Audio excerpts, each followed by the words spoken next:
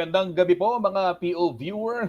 Welcome po dito po sa pinakabagong news program ng CLTV 36. Ito po ang POV at ako po ang inyong certified PO viewer, Justin Dizon. Mamaya makakasama ho natin sila Liana Canilaw at Ashley Punzalan dito po sa ating programa para ho magbahagi sila ng kanila hong POV.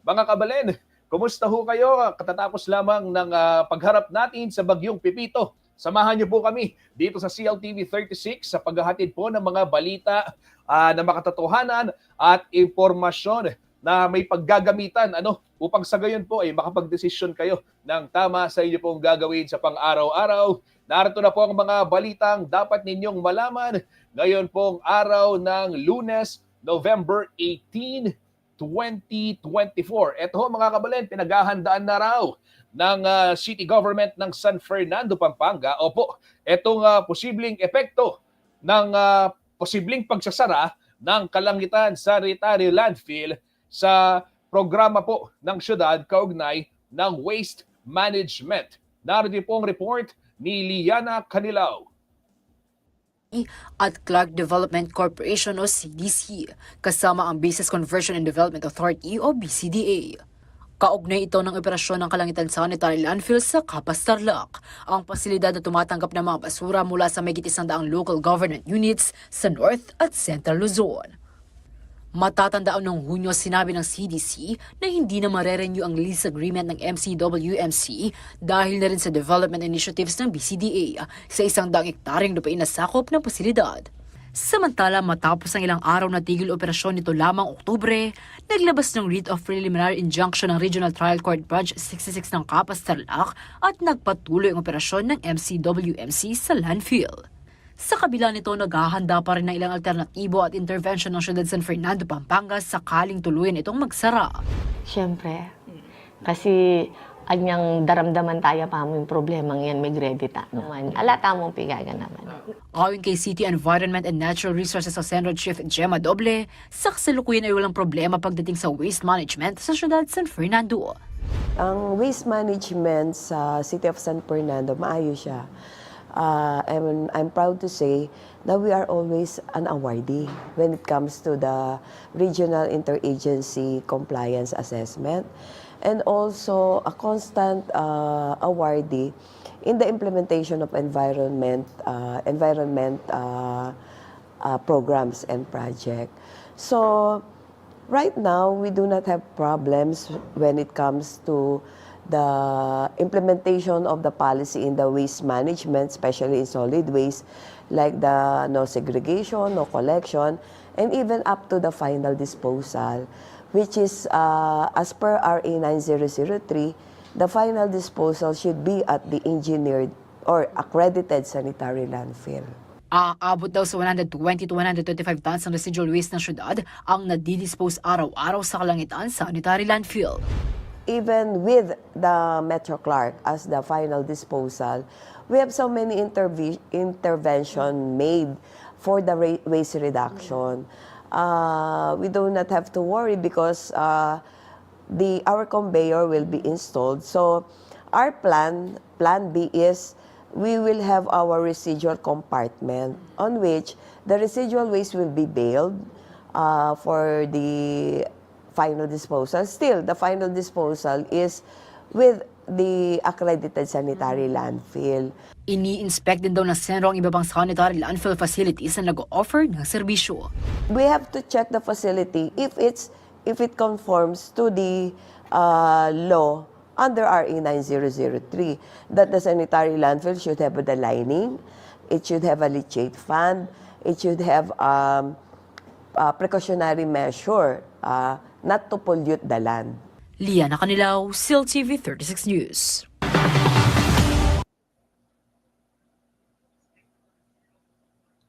Tuloy-tuloy ho tayo sa ating pagbabalita mga kabalen. Ito naman, dumako tayo sa ibang mga binabantayan pa. Dito pong CLTV 36 News. Marami hong mga nagtatanong kung itong kaugnay ho nitong viral video.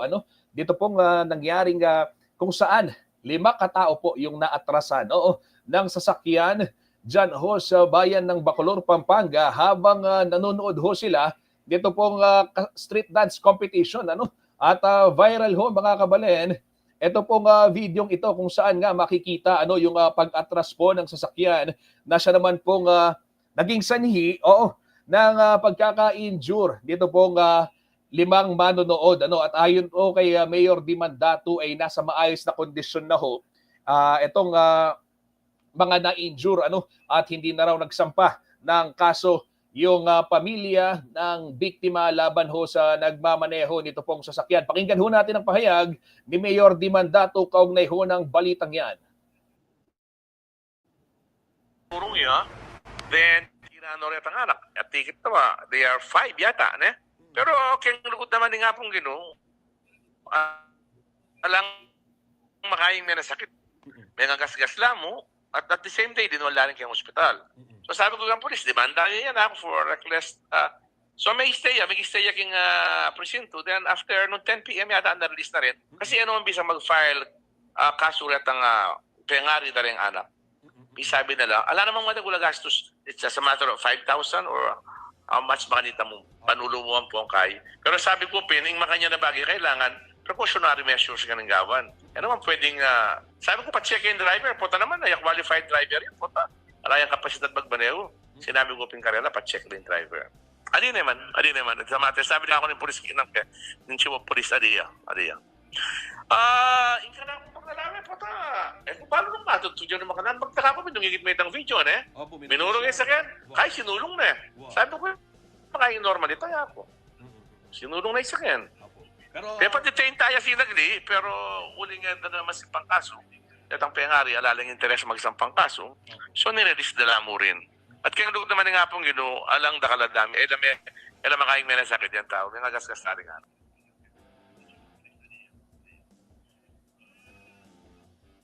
Yan ho mga kabalen, inyo pong narinig ang tinig ni Mayor Dimandato Cadejo ng balita. Dito po sa pagkakasagasa doon sa 5 katao habang nanonood ditong street dance competition dyan sa Bacolor. At mabuti naman, ayon ho sa alkalde ay walang tinamong serious injury. Mga galos lang yung tinamo. Dito po nga mga nasugatan dyan sa incidenting yan. Samantala sa iba pong balita, ito ho mga kabalen, pinaimbestigahan na raw ni Mayor Roseler Boots Rodriguez ng Capas Tarlac ang nangyaring pamamaril sa pamilya ni Councilor Alejandro Dueñas. Nangyari ho ang insidente niyan dito pong linggo, November 17. Sa inilabas pong pahayag ng alkalde sa kanyang official Facebook page, iniimbestigahan na ng PNP at ng NBI ang nangyari upang mabigyang hustisya ang pamilya Dueñas. Batay po sa ulat ng RTV Tarlac, nasawi sa pamamaril ang anak ng konsehal na si John Henry habang sugatan naman ang isa pa ng tambangan ng hindi pa nakikilalang riding in tandem ang kanila pong sasakyan.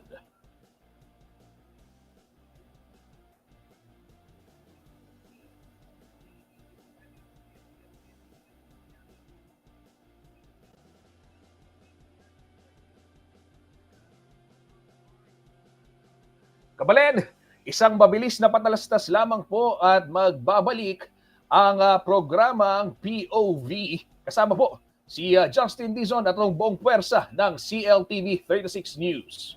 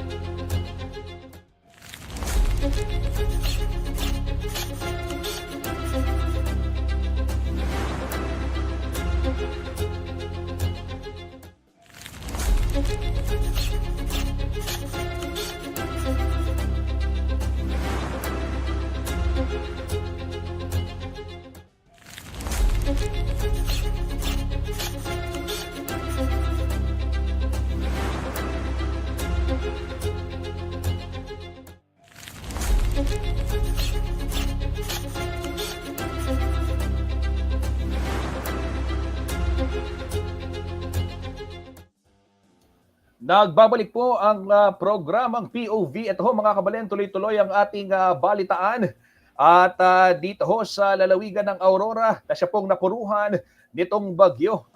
Umabot po sa mahigit 700 bahay sa nasabing lalawigan ang napinsala po ng bagyong Pepito. At batay ho sa Situational Report number 14 ng N15 ng Regional Disaster Risk Reduction and Management Council o RRMC, 867 po ang bilang nito pong partially damaged houses. Habang 43 naman po itong tuluyang winasak ng bagyo. Tinatayang nasa higit 12,000 individual naman po ang namamalagi pa rin sa mga evacuation centers sa buong rehiyon batay po sa ulat ng RDRRMC. At dyan ho sa Baler, sinimulan na rin ho ng PDRRMO ito pong clearing operation sa mga nagliparang yero at nabuwal na mga puno sa kalsada dito pong linggo, November 17.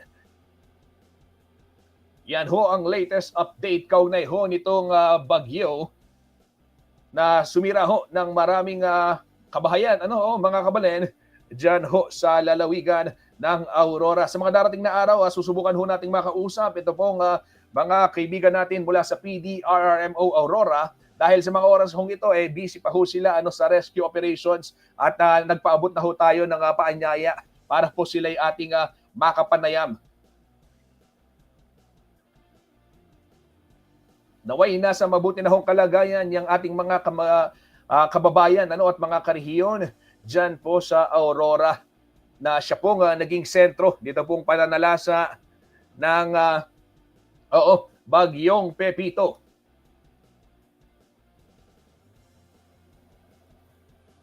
Sa ibang balita naman ho tayo mga kabalen, hindi po nagpatinag ito pong mga Bacoloreño sa pagpapakita ng kanilahong pananampalataya at sa kabila ho ng pananalasa ng bagyong Pepito. Bagamat maulan kasi ang panahon, ay nagpatuloy pa rin po itong prosesyon kasabay ho ng kanilang selebrasyon ng Lanaval de Bacolor. Narito po ang ulat ni Liana Canilao.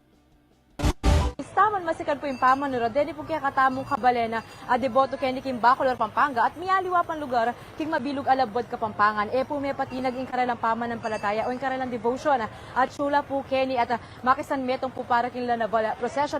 Payong ampong kasalpantayanan. Apin din ring penyang gararing memalin ni Bakulod king ura ng pong chup ning hangin, bang akabisan ng prosesyon inyang Domingo, November 17. May daw ni kasabi na ni kapag masosyon king kaaduang dalan at lumpulot siya makafiestan at kapasalamatan king Indo at Reyna na ning balen in Nuestra Señora del Santísimo Rosario de la Naval. Bang may balaos naman ni banuwa-banuwaran tradisyon king pamagprosesyon, tigluban dalang supot ding malapatron daring aduang pulot metong abarangay ning balen. Kapanwalan daring mapilang mamanata, kasabi na ning pamamulos ning ura ning grasya narake na ni ipang mayupaya. Ang kainugod naman po yung manupaya, mas kain naman po yung baryo me. Uli nanitang kaya kaming debosyon, lalong-lalo na kining kaya kaming malasanto, makasadya kami nanumaning datang kasi king faith mi nanumanita mikabos kami. Basta tingnan po yung kahit niya papunguran at to kami. At kanya may libat kaya parulog. Ginuhid niya mo po, umuran, mamangin. Alapon kanta po kaya kami. Agpang muna man kang Bacolor Mayor Diman Datu, may bakit ng selebrasyon king matiberang kasal pantayanan, ding anak Bacolod. Kaya, bago taon ng resiliency na tao Bacolod. Ating matibay kasal pantayanan tamo kayang Virgen Maria at kayang apong talagang matibay. Kita naman po, yung Lanaval de Bacolor for the whole week in celebration, milyari yan, may sundo at very successful. Yung prosesyon na beng, agyang mauran po, may alaw siya at nakalang may pagprosesyon. We always pray for our God na sana maging safe ya yung buong Bacolod, yung probinsya Kapampangan at ating buong Pilipinas. Liana Canilaw, CLTV 36 News. Yan, ken pong oras sa ini, kabalena, kaya betaya po, ken kaya katamong programa, Liana Canilaw, PO viewers. So, makakasama ho natin si Liana para ho sa gayon, ipakita niya, banggitin niya sa atin kung paano yung kanyang naging karanasan sa coverage. Pero Lee, bago ka magkwento, bigyang daan muna natin itong mga nagko-comment sa ating comment section. Si Eten Harina, hello, CLTV 36. Please help me, our live stream worldwide. CLTV 36.tv, opo. Punta lang ho kayo sa page na CLTV 36.tv. Papapanood mo ninyo live stream. At ito, syempre, si Ma'am Son, nanonood. Happy viewing, Ma'am Sonia Soto. Yan, Viva la Cabal, sabi ni Ma'am Son. Dahil, Leo, nakita natin yung coverage. At pagsak yung ulan, at malakas ang buhos ng ulan. So, tell us about your preparations. Paano yung pagpunta mo doon? I'm sure tinignan natin kung matutuloy o hindi. Kasi pag mga ganito, sinecheck muna natin. Tuloy ba ang okasyon? Ano yung sabi sa'yo ng mga organizers? Tama ka ko yung Justin. No? So, nung umaga pa lamang, umaga ng linggo, tayo ay tumawag na sa ating sa mga nanunungkulan dyan sa San Guillermo Parish Church at sa municipal, sa local government ng Bacolor. And nakibalita tayo kung tuloy itong Lanaval procession nga dahil hindi, alam naman natin na masama ang panahon dahil na rin kay Super Typhoon Pepito dahil malakas na din ang ulan at may panakanakang malalakas na hangin na rin. Kaya siniguro natin muna na ligtas at matutuloy nga itong kanilang prosesyon and yun nga sa ating pakikipag-usap, pakikipag-coordinate sa mga nanunungkulan sa Bacolor, sinabi naman nila na rain or shine talagang matutuloy ang Lanaval procession. Ayan. Oo, Liana, ito gusto ko lang malaman paano ba yung ano ba yung mga naging considerations? Tinanong ba natin sila if they will push through? At ikaw, basically nung pupunta ka doon, ano yung naging paghahanda mo dahil sabi ko, meron pa akong reminder, alam ko prepare din kayo for bagyo coverage dahil talagang ito yung isa sa mga binantayan din naman natin. Actually ko yung Justin, yung araw ng linggo, no, usually tayo nagpapahinga, no? Pero dahil nga tayo sa CLTV 36 at mga mamamahayag tayo, kahit anong oras, anong araw man yan, araw man ng pahinga, tayo ay kung kailangan nating lumabas para maibalita, maibahagi sa ating mga kabalen yung impormasyon na kailangan nila sa kanilang pang-araw-araw na buhay, lumabas tayo. At ito nga, bago tayo pumunta dito sa Lanaval procession sa Bacolor, Pampanga, nakibalita muna tayo sa sitwasyon ng ating mga kabalen, hindi lamang dito sa Pampanga, sa ating lalawigan, kundi maging sa iba pa mga lugar o mga probinsya dito sa Central Luzon, sa Luzon at syempre sa buong bansa na rin. And ayun nga, habang papunta tayo doon, no, nagbigay tayo ng update ukol dito sa binabantayan natin Super Typhoon Pepito. And kung mapapansin mo, Kuya Justin, dahil nga bumabagyo, malakas yung ulan at may paghangin na rin, itong mga kalsada talaga parang maluwang, kumbaga yung traffic flow dahil nga yung ating mga kabalen pinili na lamang din nilang manatili sa kanilang mga tahanan para masiguro din yung kanilang mga kaligtasan. At nung pagdating ninyo doon, ano yung una mong hinanap? Kasi alam ko, kailangan makapag-live kayo at napanood ko yung live, basa nga yung mga cameras pero Vivo yung gamit natin na pwedeng mabasa, pwedeng gamitin kahit saan, Liana, at paano yung naging setup? May mask muna, di ba? Meron munang mask at nakita ko kumakaway pa yung mga tao kahit na umuulan, nag-hi sila sa camera. Tama ka ko yung Justin, no, mabuti na lamang at meron tayong Vivo na phone, yung V40 Lite. Dahil kung hindi, baka hindi tayo nakapag-live ng maayos dun sa Lanaval Procession. No? So, ayun, pagkadating natin, pagpasok pa lang natin dun sa vicinity ng San Guillermo Parish Church, nakita na natin na yung kapulisan and yung mga force multiplier ng PNP, yung mga barangay tanod, talagang nakabantay sila doon sa mga tao na bumibisita sa San Guillermo Parish Church. Dahil nga, kahit na malakas yung pag-ulan, yung mga tao talagang dumagsa dito sa Bacolod, dito sa San Guillermo, dahil nga yung kanilang pananampalataya mas malakas kaysa kay Super Typhoon Pipito. And nakita naman natin na kahit papaano, safe naman yung lugar dahil nga ayun, nakakalat, kumbaga nakascatter itong mga tauhan ng PNP at mga barangay tanod. And we're organized naman, yung well-organized yung kanilang procession. And after ng mass, makikita mo yung mga tao sa simbahan, talagang kanya-kanya silang bit-bit ng payong. At yung iba, Kuya Justin, no, parang dahil paniniwala nila, blessing o grasya sa Kapampangan na tinatawag itong ulan, kahit na nabasa na sila ng ulan, kahit na wala na silang, kumbaga, panangga sa ulan, talagang tumuloy pa rin sila at nakiisa dito sa paggunita ng Lanaval, dito sa Bacolod, Pampanga, at nakiisa dito sa prosesyon, Kuya Justin. Oo. Liana, matanong ko lang, dahil alam naman natin yung kasaysayan ng Bacolod, Pampanga ay talagang hindi rin biro yung kanilang pinagdaanan. And in fact, Yes. itong yung kanilang faith ay isa rin doon sa mga naging sandigan. At pagdating mo doon, ano yung na-realize mo, ano yung na-feel mo? Of course, it's a Sunday, no? At if you are naman natin, tayong mga Kapampangan, relihiyoso, at paano mo sabihin na natin sa tinagal-tagal na pagko-cover natin sa Bacolod, paano mo ma-equate yung faith nila and yung experiences nila surviving such a disaster gaya ng Pinatubo.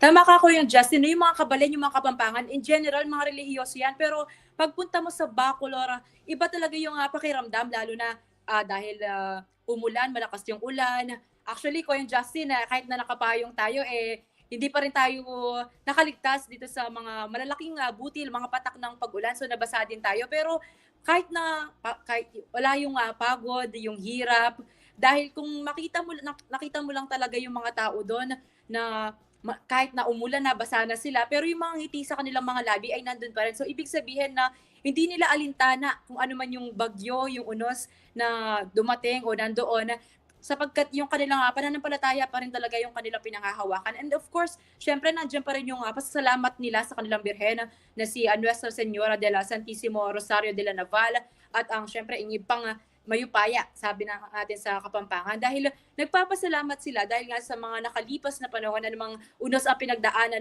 ng Bacolod. Ito, nananatili at patuloy ang kanilang pagbangon. And ayun nga, meron tayong mga nakapanayam na actually, may mga bata na, may mga matatanda, at meron pang senior citizen na tumanggi lang siyang magbigay or magpakuha ng video sa camera natin, no? Pero kahit na makikita mo na medyo nahihirapan na siyang maglakad, kahit na malakas yung ulan, nandun pa rin siya at nagsimba at kahit papaano nakiisa dito sa prosesyon ko and Justin. Kaya sabi nga namin ni Kuya Johnny Malyari, dahil siya yung nakasama natin kahapon, parang hindi namin naramdaman yung pagod habang nagkukwentuhan kami pa uwi galing sa Bacolod, no, papunta dito sa Ciudad San Fernando. Hindi namin naramdaman yung pagod dahil nga kaming dalawa ni Kuya Johnny Malyari mga, kung tawagin sa Kapampangan, dagis pisamban. So kumbaga lumaki kami sa simbahan din. Kaya ramdam na ramdam mo talaga yung pananampalataya ng mga Bacoloreño. And hindi lang mga Bacoloreño yung nandoon, kahit na yung mga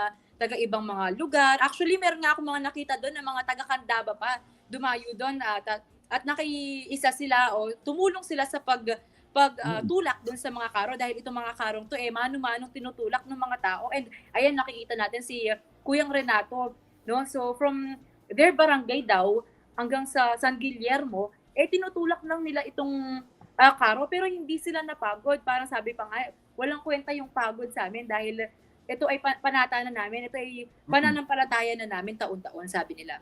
Oo, ligano na nga katagal itong tradisyon na ito at para sa kagaya mong dagis pisamban, using your term, anong pakiramdam na nakapag-cover ka ng ganito at nabigyan ka ng pagkakataon ng CLTV 36 na ma-enjoy, syempre, at maranasan first hand itong kultura na alam natin talagang matagal na. Gaano katagal para malaman ng ating mga viewers? Well, Justin, 239 years nang ginagawa itong tradisyong ito sa Bacolor, Pampanga dahil ngayon ang kanilang paraan ng pagbibigay ng pasasalamat sa kanilang mahal na birhen na si Nuestra Señora del Santísimo de Rosario de la Naval nga ko yung Justin, at bilang isang dagispisamban o taong simbahan na makikita mo yung mga kagaya mo na mga malakas din yung pananampalataya, mga devoto na parang kahit na siguro sa ibang mga nakakarinig hindi man sila ganon na maniwala dun sa mga yung sasabihin ko, pero ramdam mo talaga yung pagmamahal, and kahit na hindi na sa mga nandun lang hindi mo sila mga kakilala, pero dahil nandun sila nakikiisa sa prosesyon ay parang nagngingitian kayo, nagbabatian, naramdam mo na parang mga kapatid mo na lang sila, Kuya Justin. Ayan, yung spirit of community talagang masikat po, Keng Bacolor, Pampanga. Lee, marami pa akong itatanong sa iyo, pero si Ashley makakakwentuhan ko rin dahil tumutok din siya diyan naman sa Makatapak Festival. Mga PO viewer at kami po ay magpapatalastas muna, wag ho kayong aalis. Babalik ho kami, maraming mga balita pa kaugnay dito nga pagdiriwang sa Bacolor ang ihahatid po namin sa inyo.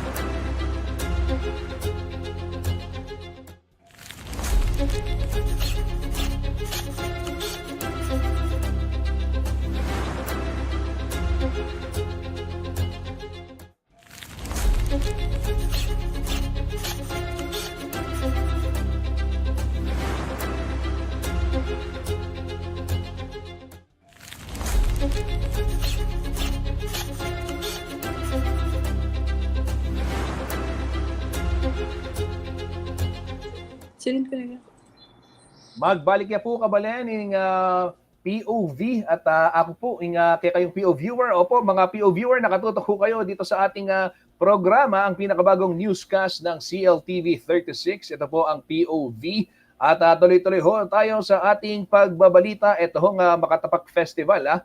Mamaya pong beluan karen kaya nakan tungkol po kayong kasaysayan ng Bacolod. Apin po ini balita at ituka na ng kikatabong reporter ay Ashley Punsalan. Kabalen, Alben, kaya po. Manuang 1991 anyang memakbong yaing Mount Pinatubo at mitabunan niyang lahar ing balanding Bacolor, Pampanga. Basiking datos ng United States Geological Survey o USGS, miras laking 847 ding mayawang wabiye, kabang atyo naman king migit $700 million ing alaganing mga sirang pibanjan. Uliniti, ninaos na yung world's second largest volcanic eruption of the 20th century. Ing karanasan na ini, apin kanuing meging inspirasyonan niya mebuuyang Makatapak Festival, ang mararapat kasabi ng Lanaval de Bacolor Fiesta. Anyang diyang ang tao Bacolod, may laharla, may tambunan kami, Makatapak kaming may waking balen, anyang magbalik kami, aga na kami ini. Tapi sabi may kanta ng Kura Paroko, yung Father Jess Madabat, nagawa niya yung Makatapak Festival. So hindi mo pangambulyak yung kultura at pibatan. Biyernes, November 15, miyabe-yabe laring elementary at high school students amenibat ka ring miyayaliwang eskwela king Bacolor, bang magpatindayagla king Pamanerak. 10 metong lang grupo ring milaban-laban, 6 magrupo para king elementary level at 5 naman king high school level. At inyang adwang kategoring Makatapak Festival, ing street dance at free interpretative dance. Through street dancing, apapalto tamit ang symbol of humility at sa para saya yung kabalenan. Kita naman pre-inter, yapin itang dramatization. Ken ka mga pagaga, potang akit murugong itang milyari kim Bacolod, may katambunan kami, may kalat kami karemiyayaliwa, may sasambulat kami. Pero ngayon, may bangon kami. Para kang Bacolor Mayor Eduardo D. Mandato, as nakaulaga ing makihabe la rin kayo nakan karing makanining aktibidad. Punta kasi kating festivities, muli lang kating balen. Akit na yung lugal, nung nano ng milyari king balen Bacolod, na dating may tambunan, aga nakada o ni pala ing balen ng Tibuan, kaya hindi ka pala menibat, akit na yung karelang pribatan na lugal. Metong karing judge king festival ing cultural worker at artist ay Peter De Vera. Kaya, migit king premyo ing akakwada ring anak palang makyabela king makanining piaglon. Ano ba yung inspirasyon na nakuha nila na hindi nila ito mapag-aaralan kung minsan even in school, or itong mga ganitong klaseng mga celebration ay pwedeng magbigay ng inspirasyon. Dito rin na magsisilbing pag lumaki ng mga yan magiging leader at hahanapin din ang mga ganitong mga kasayahan. Ikwana ning Metro Bacolor class ring first places para king street dance at free interpretative dance competitions king elementary level. Para naman king high school level, first place king street dance competition ing San Vicente Pilot School for Philippine Craftsmen o SVP-SPC. Ating Bacolor High School naman para king free interpretative dance competition. Atin mo namang special prizes para king Best Group Costume, Best Group Headdress at Festival Queen. Ashley Punzalan, CLTV 36 News. Yan po mga kabalen at ayalben tayo po ining balita ng Ashley. Pero bayo yan, tuloy-tuloy tayo pa ikiyatamong pa magbalita. Bayo tayo po kasabi. Uling maski po ining mga tumpapyalong. Maging highlight niya naman po ining Lanaval de Bacolor. Nung ka rin tapong ausandang Pialong Bacolod. Opo, talagang bimiyay ang excitement and enjoyable moments kaya nakan, lalong-lalo na uling maralas at sula po king kilog at sula king harap na rin computers, laptops, cellphones. Ini po one of a kind experience siya. Albentaya po kabalen, ini po balita. Kinatmuyang tula ing dala na ning barangay Kabambangan king Bacolor, Pampanga, pauli na ning Pialong Bacolod adinake na ning lokal kapanibalan ngening aldo ning Domingo, November 18. Kaya ay ni kareng tsuntsuna na ning piyestang Lanabal, ngening banwa. Ating miyayaliwang relays, saglulu, pukpuk palayok, ampong marakalpang Pialo nga in-enjoy dareng anak, pistaman bagyang lilintik. Ayoko lang po tanaranan, sobrang happy po.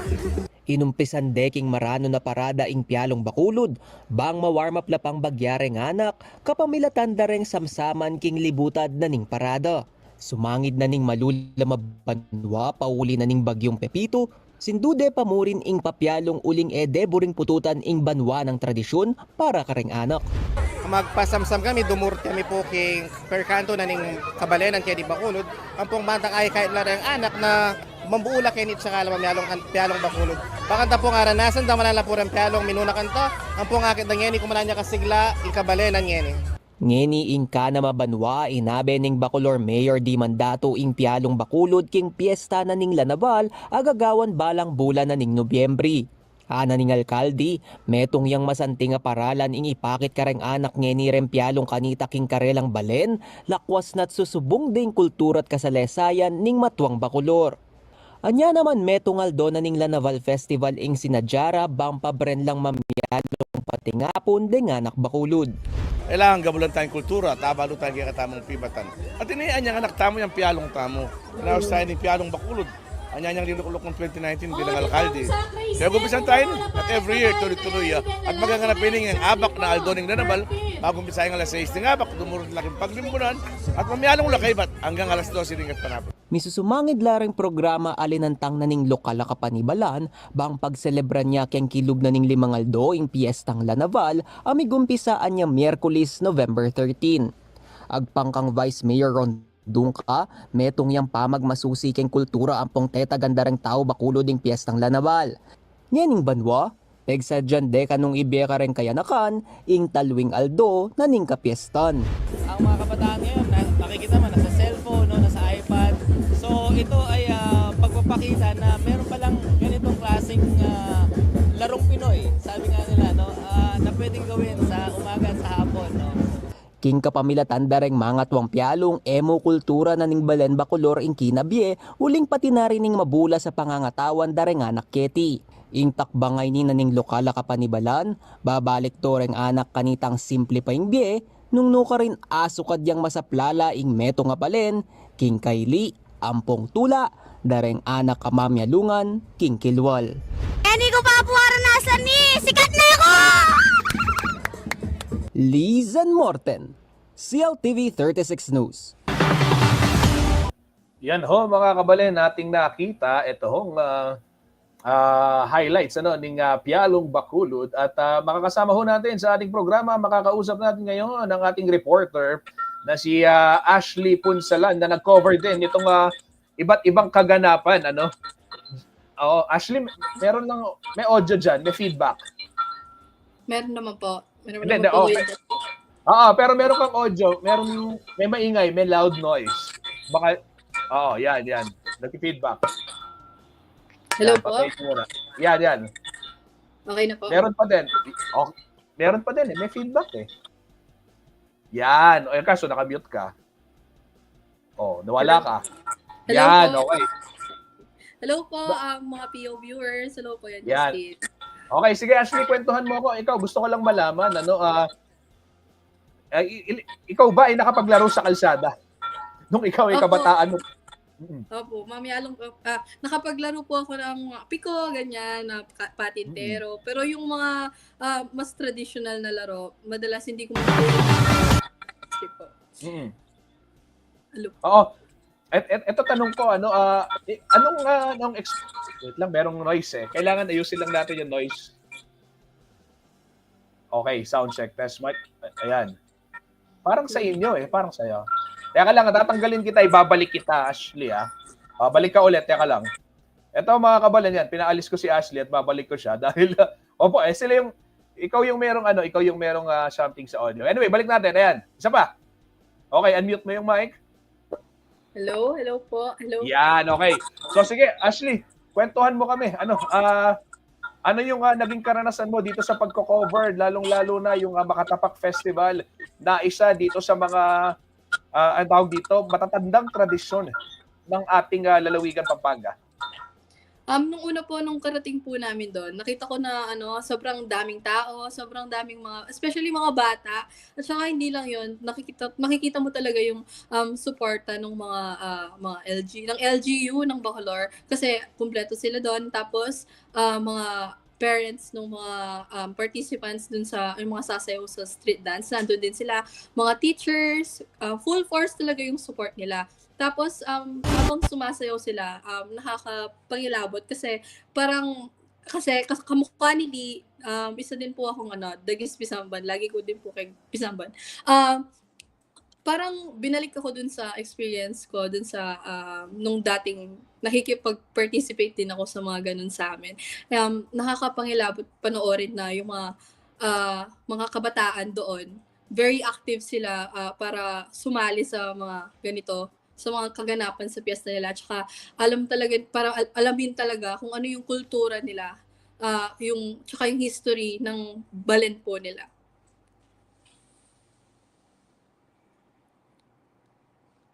Wala po ata may audio.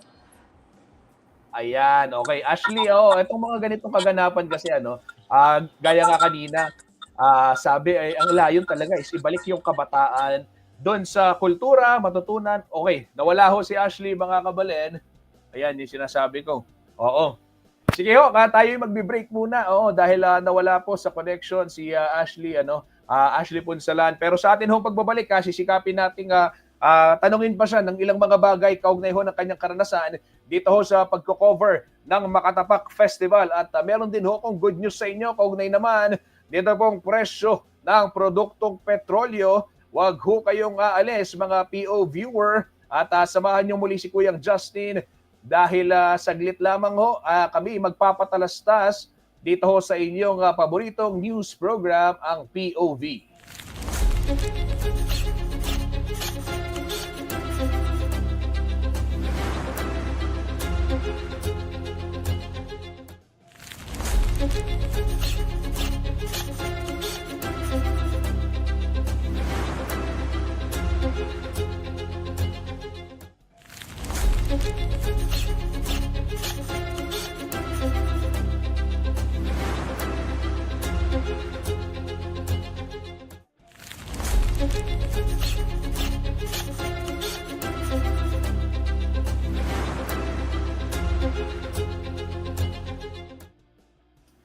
Nagbabalik po ang POV muli. Ako po ang inyong likod, Kuyang Justin Dizon, ang inyong PO viewer. At gaya ho ng aking sinasabi kanina, masakasama ho natin si Ashley Punsalan upang pag-usapan itong pagko-cover niya ng Makatapak Festival.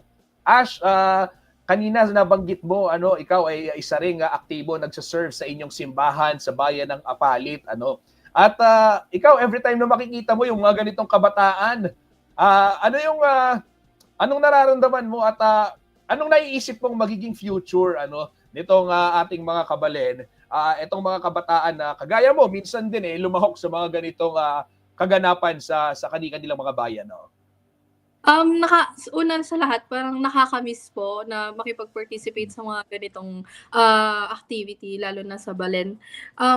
Siguro parang naisip ko na sobrang laki ng future, parang hindi to matitigil kasi yearly meron sasaling mga kabataan na magiging interesado dito kasi kagaya ko na naging ganito, na nakagisnan din yung ganito. Parang sobrang saya sa pakiramdam kapag nakakapag-participate ako personally sa mga ganitong event sa bayan po.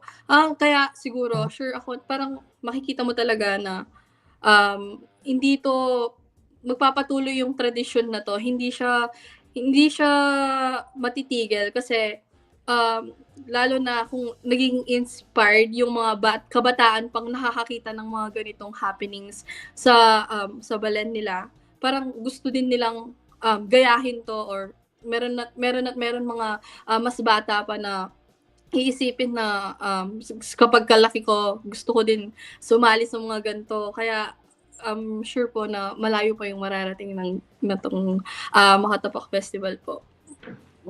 Ash, kumusta yung weather when you covered the event? Ano yung mga naging challenges sa inyo ng team pag ganitong mga coverage? Lalong-lalo na kailangan i-live. Minsan yung signal pabagsak-bagsak din dahil pag maraming tao. Ganun talaga. Opo, dahil maraming tao, sobrang hina po nung signal nung una. Parang nagpuputol po yung audio, blurred po siya sa live. Pero naging ayos naman po yung pag-live natin. Tapos yung weather naman po, okay naman po siya. Hindi pa po naapektuhan ng bagyo nung time na yon. So nga po kaya parang dahil nakayapak po yung mga participants dito, parang niisip ko po na ang sakit siguro sa paa kasi galing sa init yung daan. Kaya parang nakaka-amaze din na kaya nilang tiisin yung ganun dahil sa devotion nila sa Lanaval po. Ash, panghuli na lang, anong mensahe mo dun sa mga nakasama mong bata sa coverage, bilang isang, of course, kabataan ka pa rin, miyembro ka pa rin ng kabataan, at bilang isang, sabihin na natin, aktibo rin sa simbahan, ano yung gusto mo iparating sa kanila after you witness yung Makatapak Festival ng Bacolor? Tuloy-tuloy niyo lang po, tuloy-tuloy niyo lang na mag-participate sa mga ganitong event kasi meron kayong matututunan, meron kayong mapupulutang aral sa experience na experience niyo. At saka hangga't kaya, ituloy niyo yung pagseserbisyo or ituloy niyo ipagpapakita ng debosyon niyo. Tsaka wag kayong panghinaan ng loob na kapag may challenges kayo na encounter, huwag kayong panghinaan na loob na tumigil sa pakikipag-participate sa mga ganito. Kasi enjoy nyo lang na habang nasa kabataan kayo, enjoy nyo lang na-experience yung ganito. Okay, ayan, maraming salamat Ashley Punsalan sa iyong pagbibigay ng POV kaugnay nitong coverage na ito diyan sa Makatapak Festival sa Bacolor, Pampanga. At magpapatalastas muna ho kami mga PO viewers sa aming pagbabalik. Meron pa ho kaming mga balitang ihahatid sa inyo. Diyan lamang ho kayo at huwag ho kayong aalis. Magbabalik ang POV.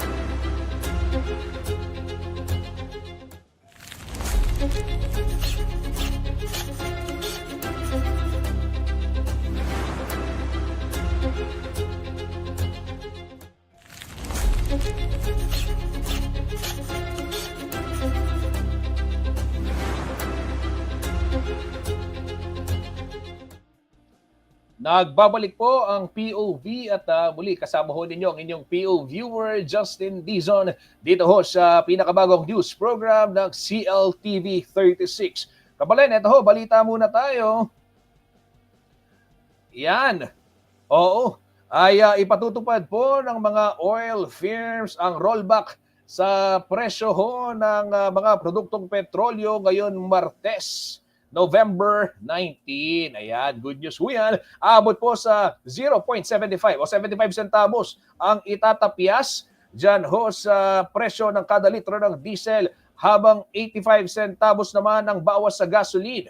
90 centavos per liter naman ang ibabawas ho sa presyo ng kerosene.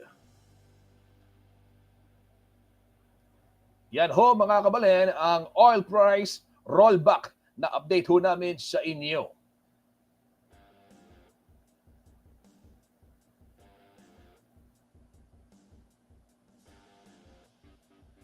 Ito naman sa mga naghahanap po ng papasyalan at doon sa mga mahilig magmotor, ay naka-exhibit ho ngayon sa Clark Museum ito pong 30 iconic Vespa motorcycles. Bahagi po ito ng magiging selebrasyon ng World Vespa Days. Siyempre, gaganapin ho sa Clark, Pampanga. Narito po ang balita. Kung mahilig ka sa motor o vintage stuff, siguradong mag-e-enjoy ka sa pinakabagong atraksyon sa loob ng Clark Museum sa Clark, Pampanga. Ito ang Vespa exhibit kung saan nasa 30 iconic Vespa motorcycles ang nakadisplay. Ang Vespa kasi, when you say Vespa, it's not just about riding it. It's a lifestyle, it's a passion. So, ang Vespa, we have fans from kids of the young generation because of the movie Pixar Luca. So, hanggang sa matatanda kasi, since 1947, 1946, may Vespa na. So, it's maskin usually ang tao, maskin hindi niya kilala yung Vespa brand, alam niya yung itsura ng scooter. Pag sinabing scooter, we have this certain look. Isa sa pinakaagaw pansin dito ay yung 1947 model, ang pinaka-vintage sa lahat ng collection. Mayroon din dun sa mga mas modern na 1980s, 1990s at early 2000s. Bukod sa mga motor, tampok din sa exhibit ang mga lumang posters, jackets, pictures, gaya na lamang ng larawang ito nakuha noong 1957 sa paanan ng bundok Arayat matapos mag-ride ng Vespa Club Pilipinas mula Maynila. Legit old school, ika nga. Magtatagal ang exhibit hanggang November 24, ang last day ng Pilipinas Vespa Days na gagawin sa Clark. On November 23 and 24. So this is para siyang school fair ng mga nagbe-Vespa. So may mga ibang activities, may mga bands, may dinner, may mga exhibitors, so may mga cultural performances. So yung kayong mga tiga Central Luzon, mga Kapampangan na mahilig mag-Vespa o gusto mag-Vespa, this is the perfect time para bumisita kayo sa Clark. Bukas ang Clark Museum mula 9 a.m. hanggang 4 p.m. araw-araw at ang entrance fee ay 100 pesos habang may discount naman para sa mga senior citizens at mga students. Kasama si Justin Dizon, Aisel Fernando, CLTV 36 News. Yan ho mga kabalen, inyong nakita itong yung pwedeng pasyalan dyan sa Clark. Ito pong Vespa exhibit dyan sa dyan sa Clark Museum. At syempre, kung gusto ho ninyo ng motor na Vespa, ay sa likod ho ng CLTV 36, doon ho makikita yung showroom ng Vespa dyan ho sa may Laos Group Complex. Sa ibang balita naman ho mga kabalen, nagpaalala po ang NLEX Corporation sa posibleng heavy traffic sa darating pong Sabado, November 23. Ayon ho sa NLEX Corporation, bunso dito ng gaganaping Stray Kids World Tour, Dominate Bulacan, dyan ho sa Philippine Arena, mula po alas 6 ng gabi hanggang alas 10 ng gabi. Inabisuhan po ang mga motorista na dumaan muna sa mga alternatibong ruta at siguraduhin ding may sapat na load ang inyo pong mga RFID accounts. At may mga traffic personnel naman sa expressway na handang magbigay ng assistance sa mga mangangailangan nito.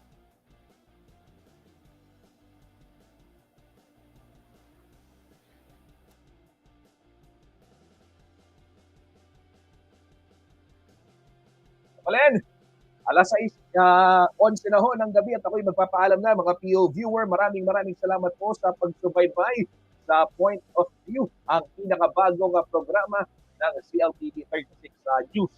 Ito po, pero marami ho tayong iba't ibang mga programa na inihahanda at patuloy pong ginagawa para sa inyo mga kabalen. Abangan nyo lamang. Pero ngayon, ongoing itong prinsesita ng Sinapuan.